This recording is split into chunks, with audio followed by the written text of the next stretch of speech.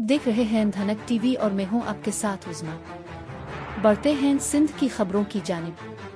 शहदादपुर से हमारे नुमाइंदे अमीरुद्दीन अमीर की रिपोर्ट के मुताबिक अस्सलामुअलैकुम। शहदादपुर से खबर शामिल करते हैं, जहां प्रेस क्लब के 9 मुंतखब ओहदेदारान के एजाज़ में एक शानदार तकरीब का इनेकाद किया गया। दायरा खंडेला बिरादरी अहल सुन्नत के सरपरस्त सैयद फैसल इकराम की जानिब से मकामी होटल में दिए गए इस शानदार अशाइये में सहाफ़ती, समाजी और सियासी शख्सियात ने बड़ी तादाद में शिरकत की। तिलावत कलाम पाक से शुरू होने वाली इस तकरीब में कराची से खुसूसी तौर पर तशरीफ़ लाए हुए सहाफ़ियों और शहर के मुअज़्ज़ज़ीन ने शिरकत की।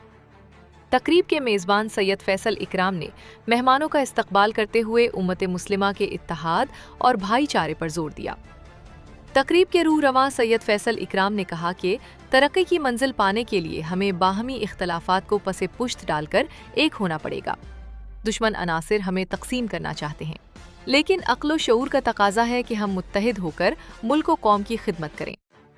सहाफ़ी मुआशरे का आईनादार होते हैं। तकरीब से ज़िला सांघर के अमीर हाजी गुलाम दस्तगीर कुरैशी, प्रेस क्लब के सदर सैयद इरशाद ज़फ़र बुखारी और जनरल सेक्रेटरी मेहदी हसन पनहूर समेत दीगर मुकर्ररीन ने भी खिताब किया। मुकर्ररीन ने सहाफ़त की अहमियत पर रोशनी डालते हुए कहा कि सहाफ़ी मुआशरे का वो अहम सुतून है जो मुस्बत तर्ज़ फ़िक्र से बुराइयों का खात्मा कर सकता है।